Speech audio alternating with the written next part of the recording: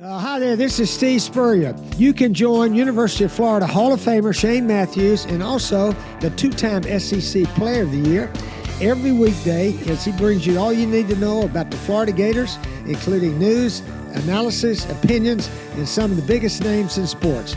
You can find him on Spotify, Apple Podcasts, Google Podcasts, or wherever you listen to your favorite podcasts. Or you can watch him live at 8 a.m. on Facebook, YouTube, or Twitter.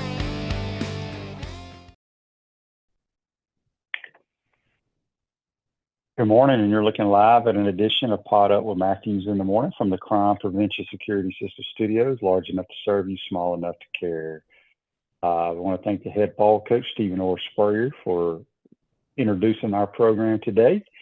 And we'll have JC here in just a minute. If you missed it last night, the Chicago Bears hammer the Washington Redskins in not RFK, wherever they play, FedEx. I don't even know what that field's called now. JC, you're on the Titan More Hotline. You got your Alabama hat on with the matching wall behind it. How about that? You got a crimson wall? Yeah. Well, it's either that or it's brown. I mean, this is the Hampton Inn at Moss Point, Mississippi, off of Highway 10, I-10 on Highway 63 in beautiful Moss Point, Mississippi. QB, it's week 6, if you can believe it. Week 6 in college football. I mean, think about that for a minute. How fast? I mean, some teams have almost completed half their schedule. So I find that amazing because of how fast college football seems to go. Unless you're losing games, then it's really not, I guess, going that fast at all. It's kind of miserable. But, for many teams, we've got quite a season thus far. Lots of storylines that are really exciting and fresh.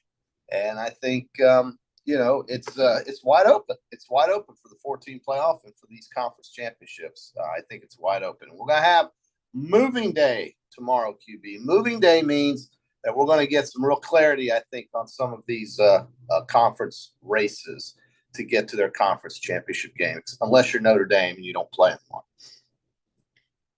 Yeah, definitely. A lot of good games around the country. And I'm looking at some of these texts here. I don't quite understand that one. This is from Ryan. He says, Happy Friday. This is on the Titan More text line, by the way. Follow-up Wednesday show featuring JC's cover photo and JC throwing out show names for the two of you. If we stick with the funeral director vibe, the show could be called The Player and the Layer. But if we go more politician use car salesman, it could be a couple of slingers, since you sling footballs and JC slings a lot of shit. Speaking of JC slinging that, I can't wait for the Peachland Dental picks. Got some good matchups this weekend along with my Braves starting their trek towards another title. Yeah, we're horrible. At least I'm horrible. You're brave. I'm horrible on the this is from someone in the 904 area code on the Titan MR text line. Okay.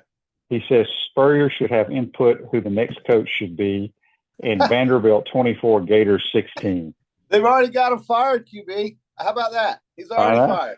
Okay. He ain't getting fired. Well, I mean, he just said the next coach. What does that mean? That's whoever 904 is. I don't know. He doesn't have a name. No, what I'm saying is what he said. Okay, go ahead. So anyway, JC, we also, within our Peachland Dental picks, we have to pick who we think is going to win the World Series. Or how about we just pick the winner of these divisional series until we get to the pennant, the league championship series? We can do that, and then we can do that, but you also have to forecast what's his name, Mattress what? Mattress Mac.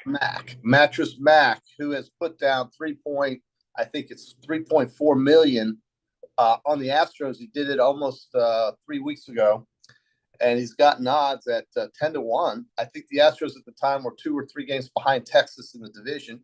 Didn't look like they were going to win the division and just be a wild card team. Turns out Texas lost 3 out of 4 to Seattle. Houston swept somebody, and they actually won the division in tiebreaker against Texas.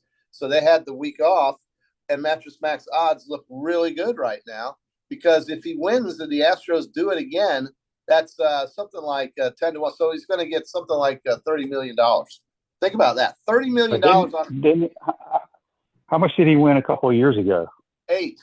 He had $8 million. $8 million? It was last year. It was last year when the Astros won it. Didn't the Astros win it last year? Or am I thinking a year before? I think the Astros won it last year. Yeah. No, the Astros won the World Series last year, and Mattress Mac walked out of Caesar's Palace like an emperor with $8 million. $8 million. He had security guards walking him out of Caesar's Palace with $8 million. And he's pressing the Astros with good odds, man. And let me tell you, how can you bet against the Astros? It's playoff time. They are the clutchest team in baseball, if you ask me. Now, I don't think they're the best team. I don't think they've got the offense, nor do I think they've got the pitching. But guess who's pitching for them? Justin Verlander is back. And, you know, who's a great playoff pitcher that never loses? Justin Verlander. So, I mean, you know, they've got Garcia. I mean, they've got everybody, I think. Maybe a couple guys are missing, but it's hard to bet against the Houston Astros in playoff time. And Minnesota is coming. Minnesota is confident. They won 2 games, swept the lousy Toronto Blue Jays, who took out their $120 million pitcher after 4 innings and lost the game 2-0. You know, Guerrero gets picked off second base. The Blue Jays suck, and they're out. They're golfing in Canada. And right now, Minnesota is on their way to Houston.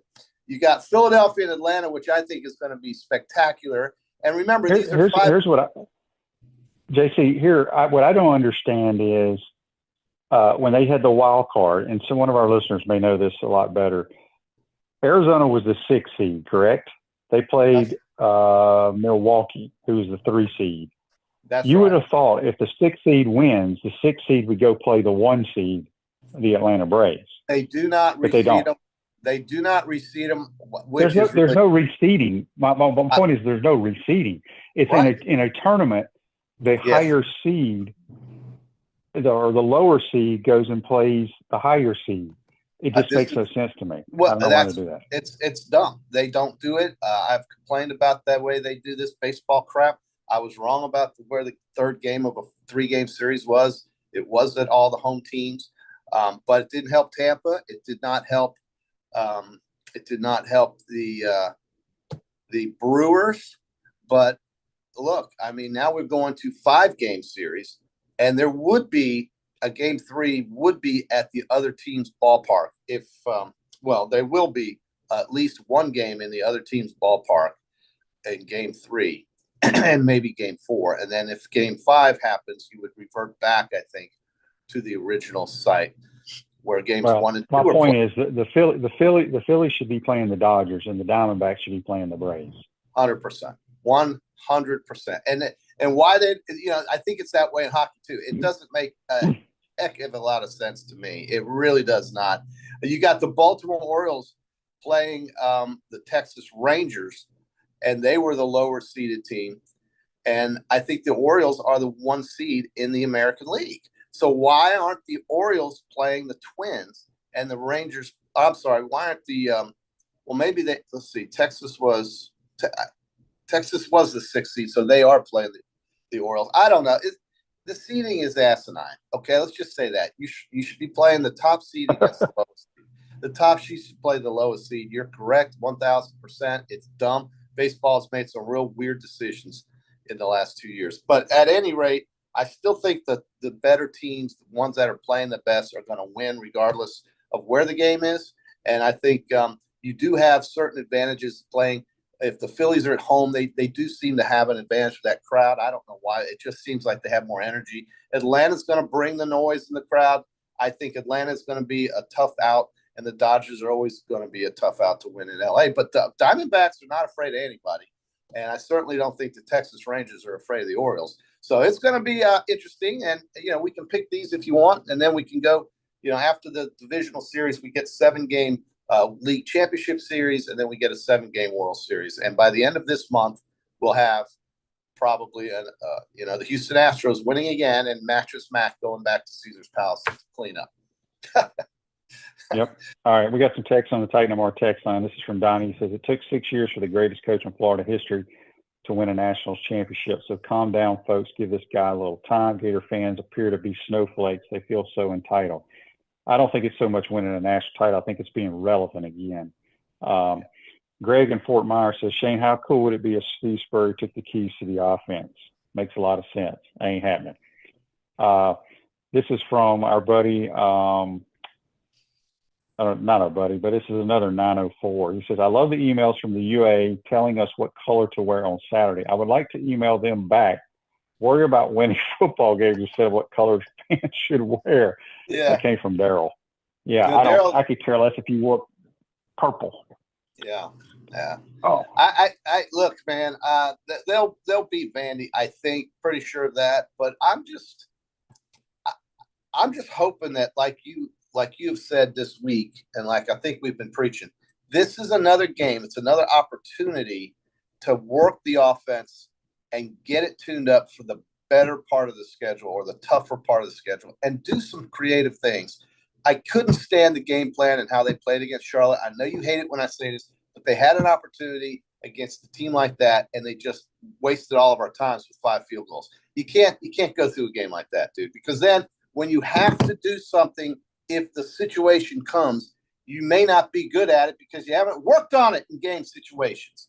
And so I hope they really take advantage of Vanderbilt's porous and awful defense and not run the ball 40 times and get the, like you say, 4 guys outside. Now, let me ask you this. Is a 14 personnel, 1 running back and 4 wide receivers? Is that correct? No.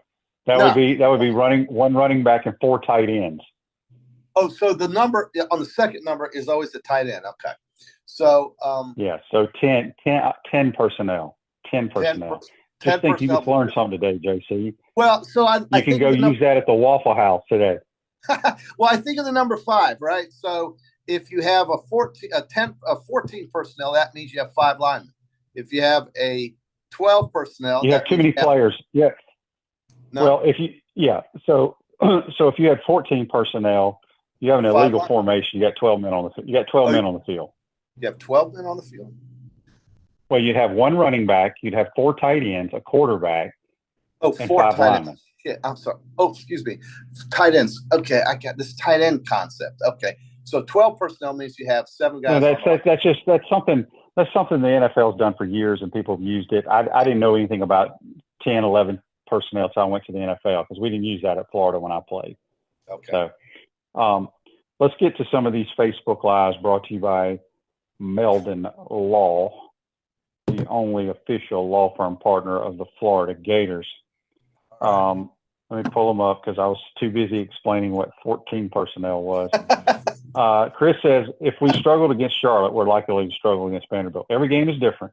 Every game is different. Yeah, I don't agree with that. I don't agree with that at all. I think it's the way you approach the game, dude. I mean, are you going to be aggressive, or are you just going to try to work it and win 24-10? I don't know. Work on some things, Gators. Yeah. So on YouTube, brought to you by Quality Plumbing. Let me get to this.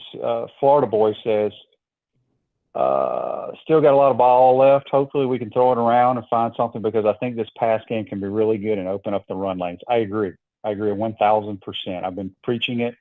You got to, I don't care if we go 3 and out throwing the football. I'd rather do that than run inside zone, outside zone, and then try to throw the ball on 3rd down.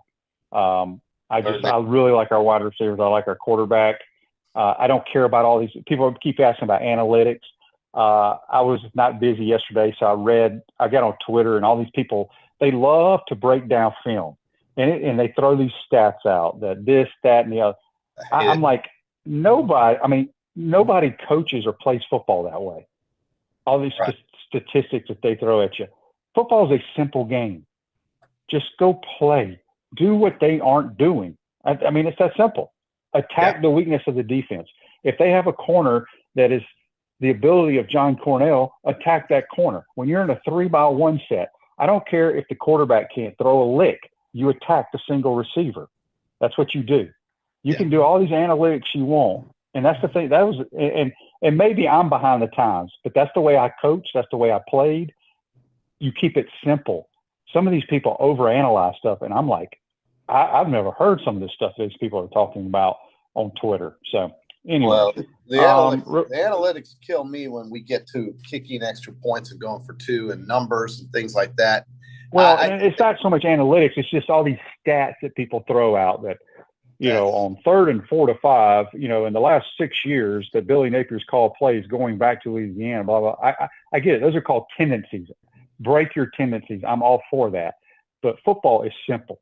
You line up, you call a pass play. All the quarterback has to do is know your protection schemes, where you're hot, where you're protected, where you're not. Look at the safeties. If the safeties roll the middle of the field, it's a 1 high. If the safeties stay back, it's 2 high. And you should base your concepts off of that. I don't give a damn what people call the coverages or any of that stuff. They make it way too complicated. There's either a guy in the middle of the field or there's nobody in the middle of the field. And you should base your pass plays off of that.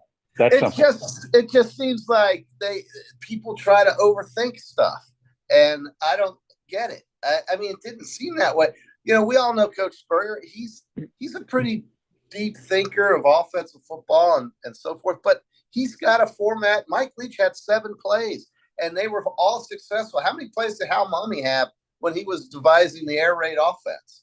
I agree with you, man. Why are we getting so technical about things and analytical? I don't get that. Joseph says on Facebook Live, brought to you by Mellon Law, let's just focus on having the right amount of guys on the field, cut down the false starts, see a little tempo. If we do lose, let's just be competitive.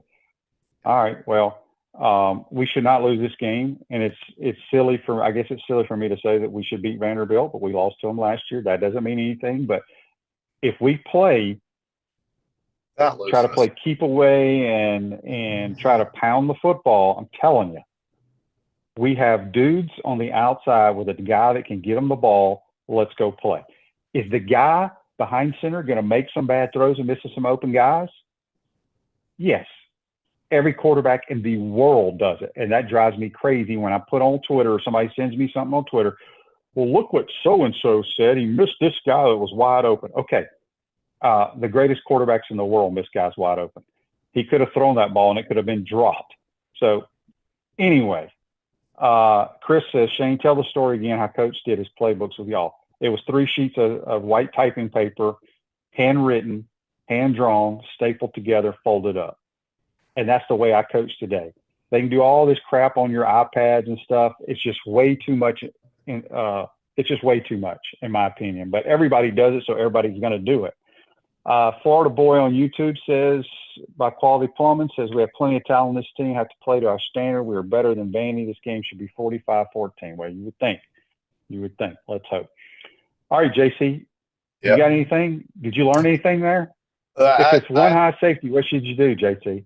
If it's one high safety, you throw it over. Well, let me tell you something. We're going to give a quick lesson here. One high safety, open areas are, so it could be cover 3. It could be cover 1, which is man coverage.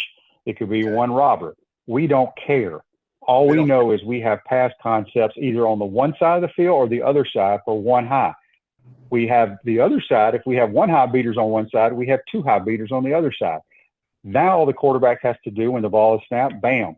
Safeties rotate. Oh, it's one high. I'm going over here. Safeties stay high. I'm going over here. If it's not open, I check it down. It is a simple freaking game that some people make way too damn hard, and it drives me nuts. But anyway, let's get to Chris and Cottondale on the Titan MR text line. I'm exhausted. Tell JT I agree with him about the Charlotte game. You're breaking out the film room. Okay, what did Chris say? Yeah, my film room with these so-called coaches that sit on Twitter and stuff behind, they'd be like, dude, you explain. You need to explain a little bit more. No, it's that simple. If it's one high, I'm playing this side. If it's 2 high, I'm going there. If it's not open on that play, if we got fooled, I'm checking it down. We're going to the next play. All right, Chris from Cottondale says, tell JC I agree with him about the Charlotte game. Billy needs to make games like SOS did. Give fans, myself, that spent their money and went to the game to enjoy experience, not leave vomit in their mouth. I think Chris is exactly right. I mean, Chris couldn't be more correct about this. You use some of these games to get better for the next ones. I remember someone telling me that, and he was a pretty smart football guy, and won a lot of games.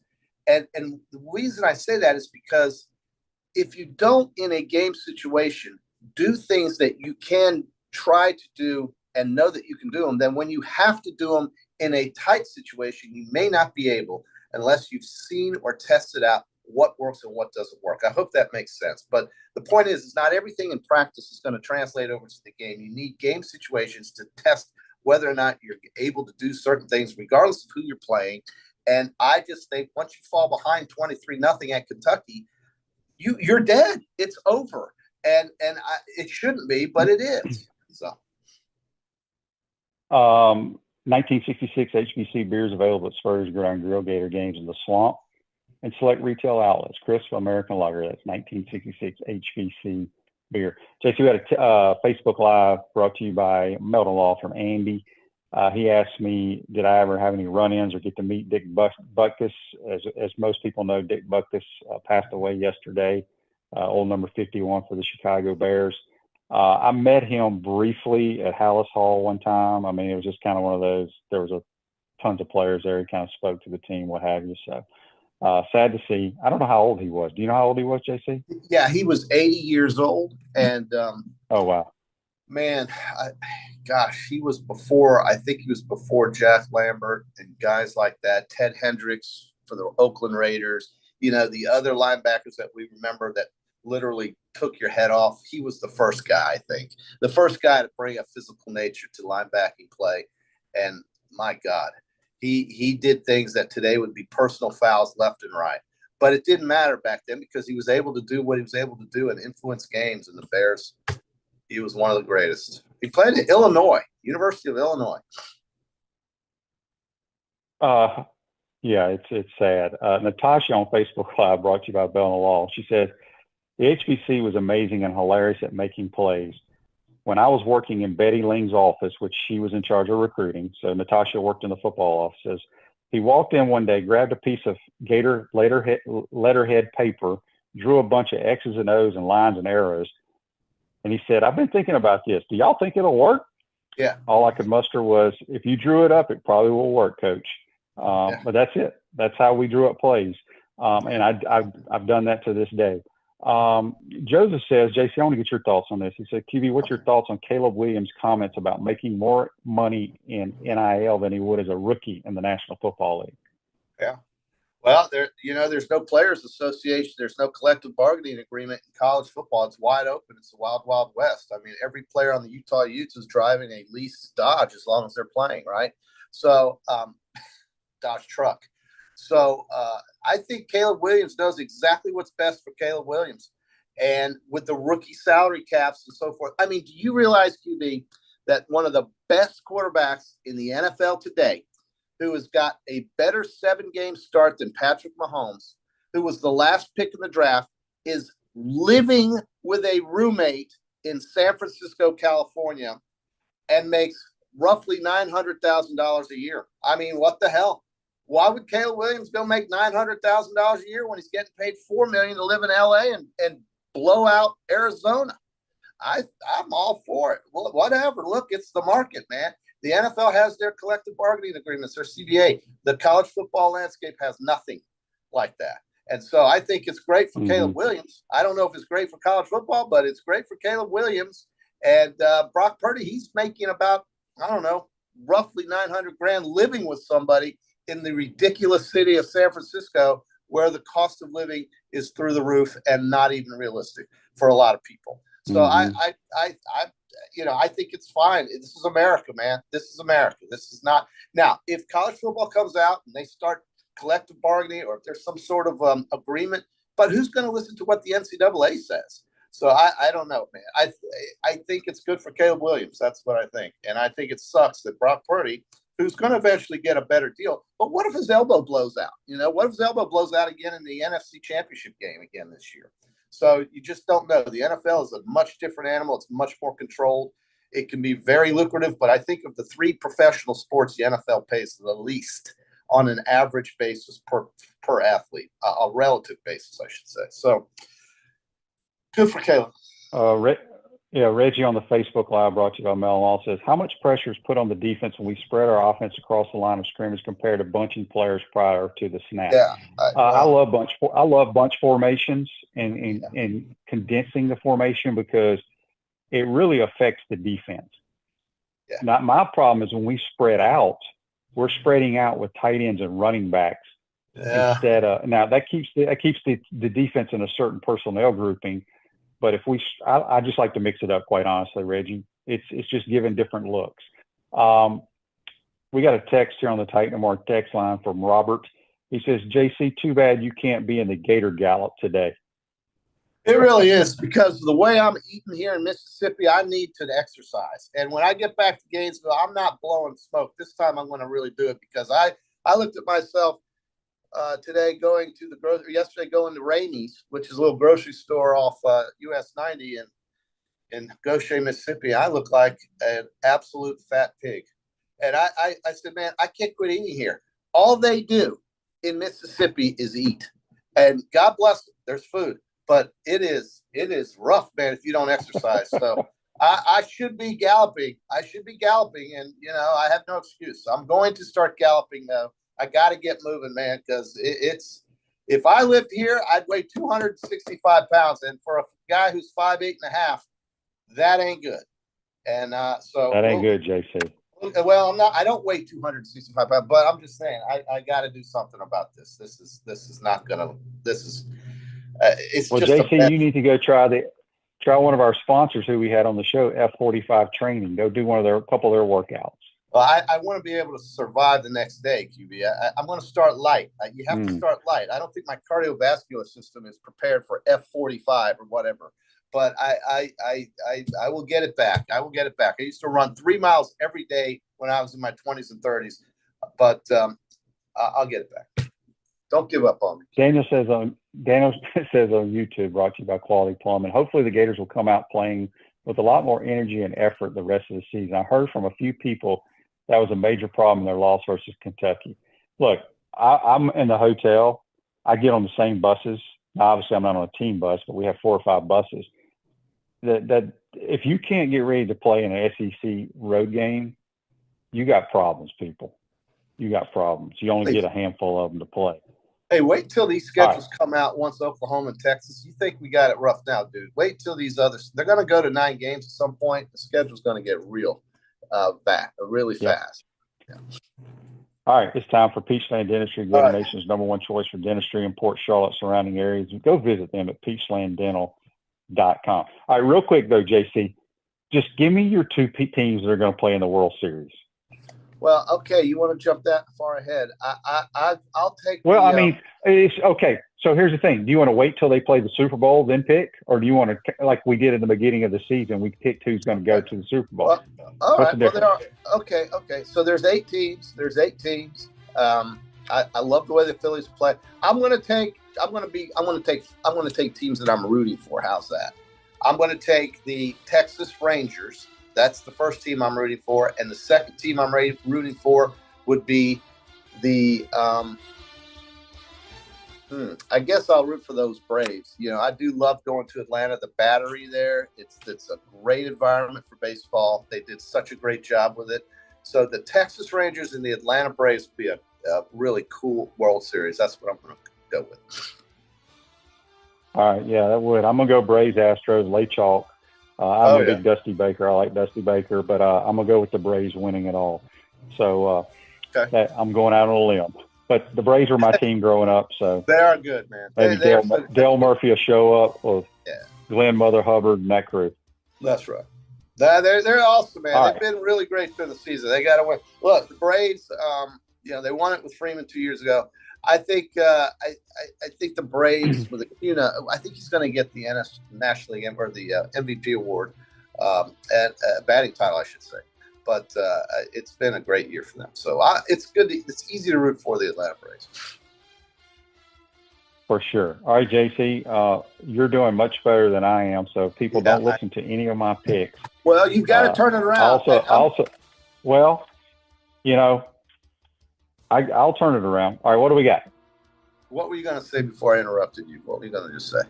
But I also picked the Gators to win 8 games, but I thought we were going to be a throwing football Well, team. that's So not. I'm It's the not dumbass.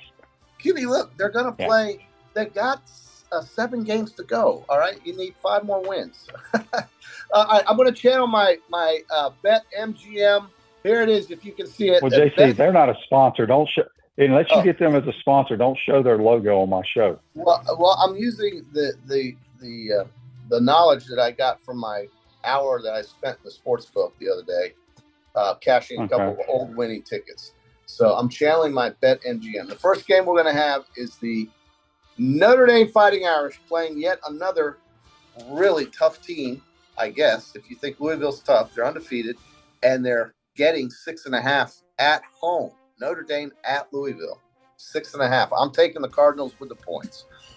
I love the Cardinals to win the flipping game outright.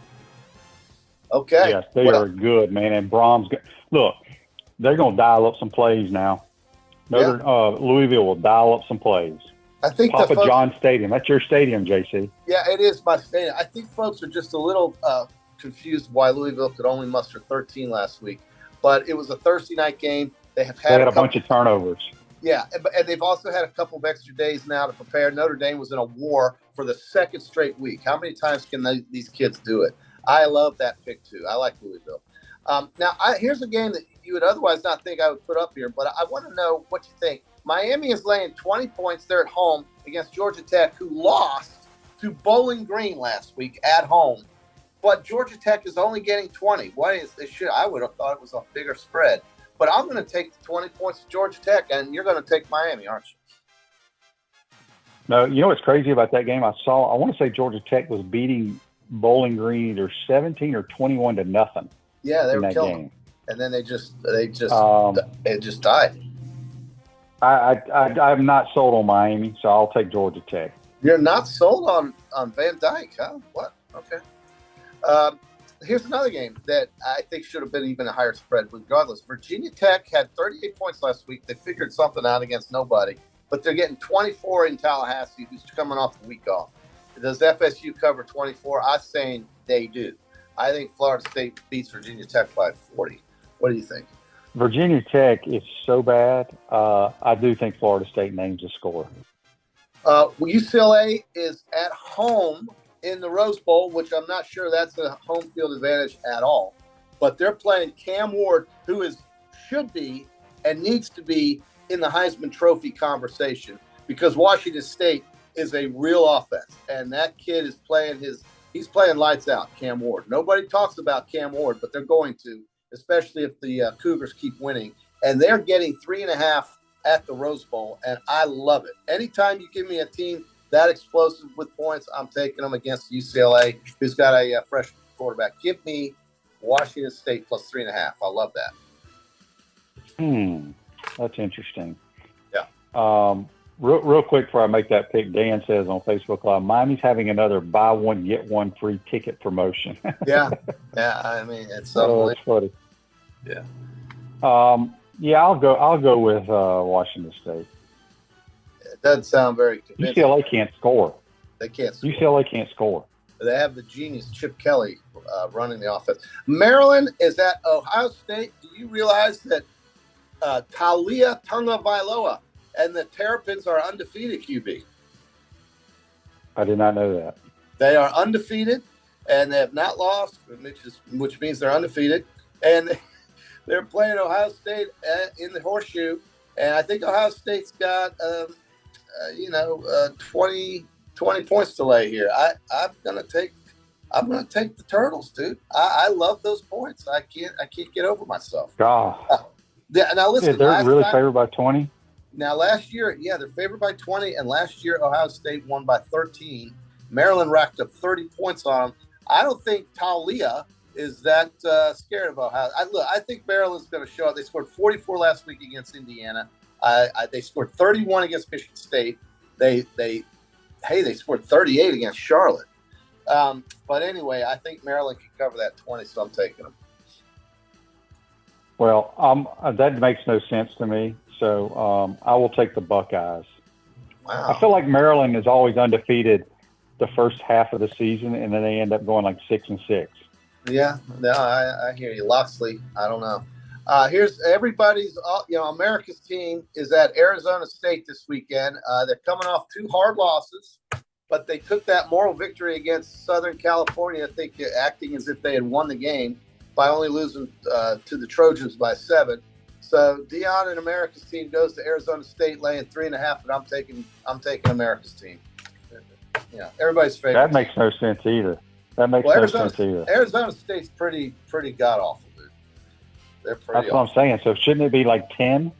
Well, it's a road game for America's team, and I'm not sure if Hunter is Yeah, playing. there won't be anybody in the stands. There won't be. I'm going to take Arizona State just to make it different. Okay, you're getting 3.5 there. Now we go to the SEC.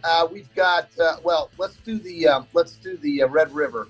Oklahoma, Texas, 2 unbeatens, 2 quarterbacks that are hot, 2 teams that don't like each other. Greg Sankey made an interesting comment about the Red River rivalry, saying that the start time of the game will be dependent on basically what their records are and how they're doing and so forth and so on. I think they're going to keep it in Dallas at the Cotton Bowl. The reason why everybody wants to play it, one of the reasons why they play so early is because folks think it's dangerous in that part of Dallas after dark, and it might be. I don't know about that area very well, but they play this game before noon, and I think Sankey and the SEC are going to move it to a more palatable television time.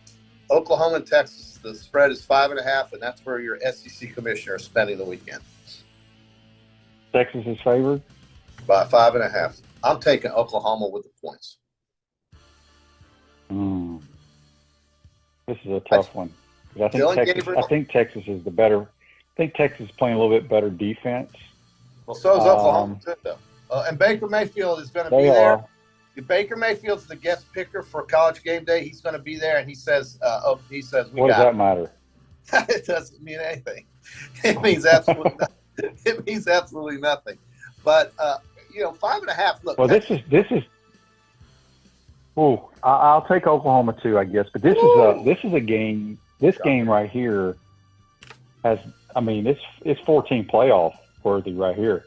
Yeah, yeah. Now these two teams are going to end up playing each other again for the Big 12 championship.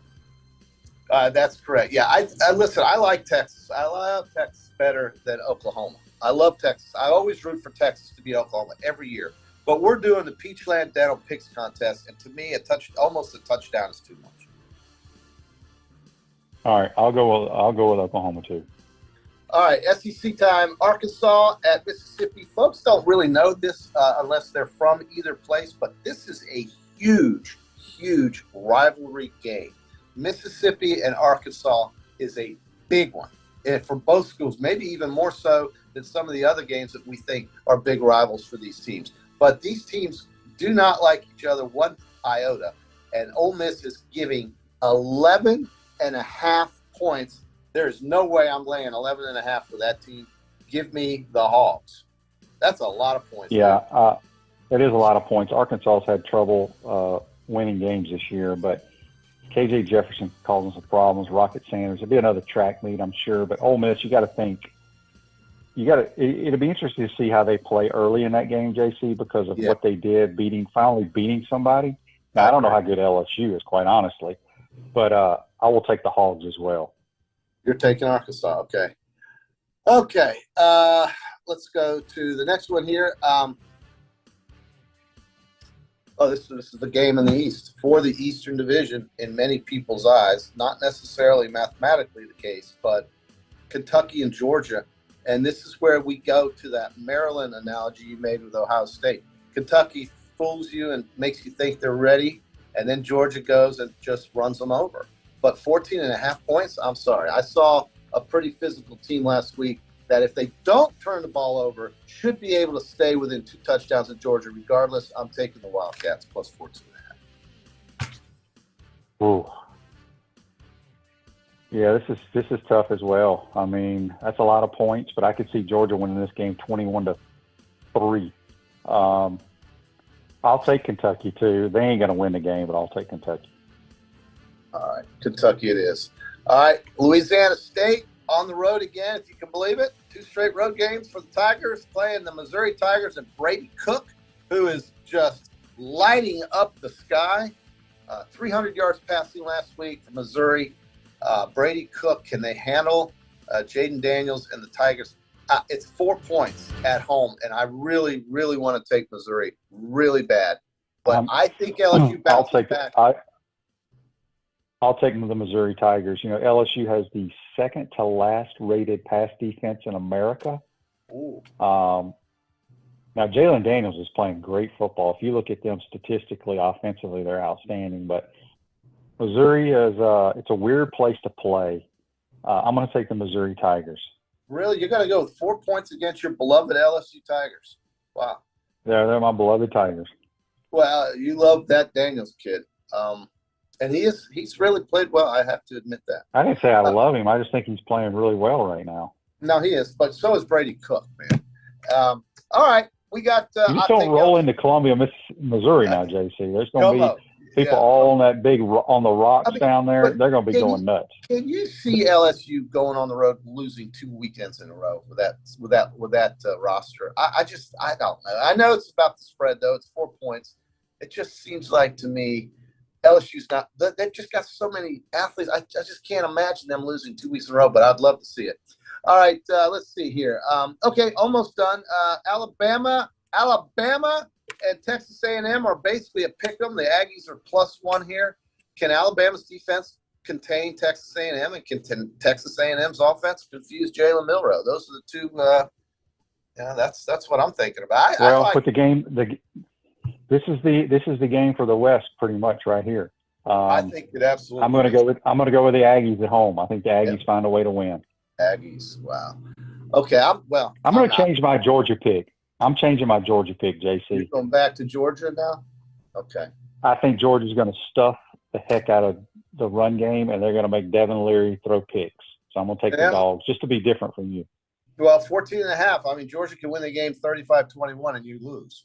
So, I know, but they could win. They could win the game. They could win the game 28-10, and I'd win. You would. So we bring so much intelligence to the world of podcasting. The Gators are laying 18.5. Can they do it against Vandy, dude? I don't know. I just don't have any idea. Why is it 18.5? Is Vandy that bad? Is Florida that good? What's the story here? Vandy's pretty bad. Here's what I'm going to say. We've only lost one game at home under Billy. That was to Kentucky last year. I'm going to keep hoping we're going to come open it up and be explosive. So I'm going to go with the mighty Gators. All right. Gators, me too. You got a score for me? Who are you going with, Vandy? Well, I do like that 18.5. Dude, no, but take the points. The Gators win by 14, you win. I'm taking 38. Everybody's happy. The Gators win, and you win by you cover the spread. This may sound ridiculous, but I'm taking Florida 38-20. And so Vandy covers by a half. So that's what I'm taking. I'll be happy if we score 38. I may jump out of the booth. I would jump out. All right, NFL real quick. Jags getting 5.5 against Buffalo. My pick to win the AFC, the Bills. But the Jags are a very comfortable team in England. Very comfortable. And the Jags are Calvin Ridley's getting open now. They're getting healthy. Lawrence likes it over there. I'm taking the 5.5 with Jacksonville against my AFC champion Bills, who just looked great the other day. Yeah, this is interesting because the Jags have been over there for pretty much 2 weeks. Bills having to travel a long ways, but gosh, they played really well. That doesn't mean they're going to play well this week, but I'm going to go with the Buffalo Bills. Yeah, that's a safe pick there. 5.5 isn't that many.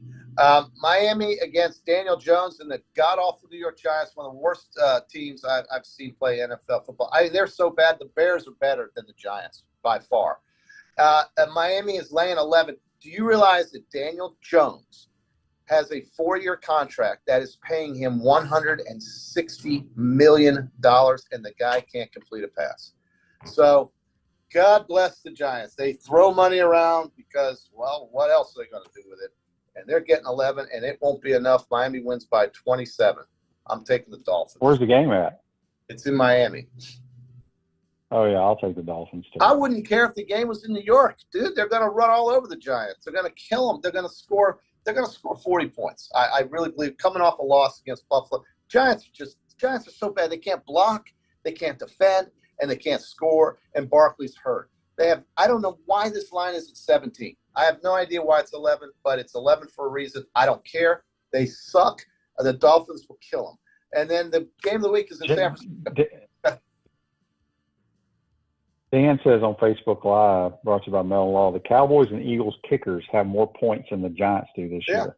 It's stunning how bad Brian Dable's team has become after making the playoffs last year. That Dallas game when they opened the season really did a number, I think, on their confidence as a team. And nobody likes each other there. The Giants are a mess. They'll be lucky to win 4 games. Dallas is getting 4 against the 49ers in Santa Clara on Sunday Night Football. I'm kind of surprised by this line, but I think Dallas is really good on defense. I know the Niners are. 4 points is just over a field goal, though. What do you think, QB? I love the Niners. If you look at who the Cowboys have played, JC, they have beaten nobody worth a darn. Nobody. I mean, look who they've beaten. The Jets, the Giants, and who else? Yeah, they beat somebody really bad last week. Oh, the New England Patriots. God. Yeah, they're terrible, and they lost to the Cardinals. I think the 49ers do whatever they want to do to the Cowboys.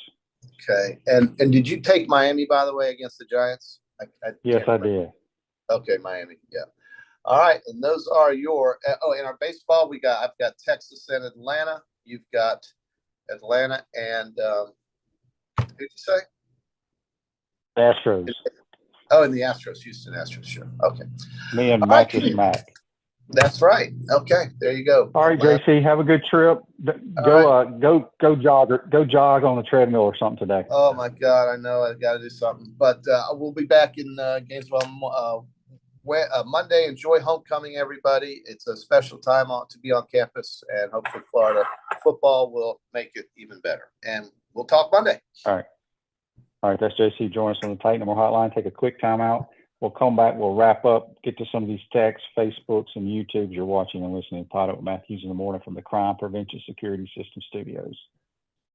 We want to take this moment to thank our sponsors who keep the show going and pay the bills. Our premium sponsors are Crime Prevention Security Systems, large enough to serve you, small enough to care. Titan MRI, Gainesville's only locally owned and operated MRI facility. Meldon Law, the only official injury and accident law attorneys of the Florida Gators. Peachland Dental, Gator Nation's first choice for dentistry in Port Charlotte. QC Kinetics, live pain-free with QC Kinetics. Campus USA, put some star power to work in your financial life with Campus USA Credit Union. Dave & Buster's, eat, drink, play, watch. Our gridiron sponsors are Auto ER, UF Bookstores, Silverback Concrete, Ruse Ogre State Farm Insurance, Radware, F45, Quality Plumbing. Our touchdown sponsors are Adams Ribs, Gator Dominoes, Celebrate Primary Care, Gator Bait Media, Okido America, Style Cuts, Ironwood Golf Course, Big Mills Cheesesteak, McDonald's of Gainesville, 84 Lumber, Dowling Signs, Baker's Sporting Goods, Silver Q Billiards and Sports Bar. If you're interested in promoting your business on the show, call Freddie at 352-284-3733. If you like what we're doing here, make sure to follow us and support the businesses that support us. Hi there, this is Coach Steve Spurrier, and I want to let you know that by popular demand, Spurrier's Gridiron Grill's delicious brunch is now served in a premium buffet.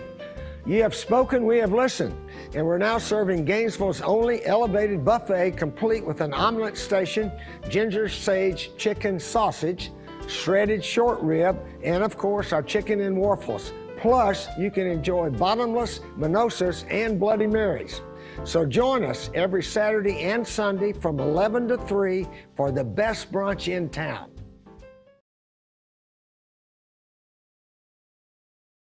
Welcome back to the Crime Prevention Security System Studios, large enough to serve you, small enough to care. Ruzoga State Farm Office, a team of dedicated insurance professionals ready to help life go right with the right insurance options for you and your family. Visit overinsurance.com. Give them a call at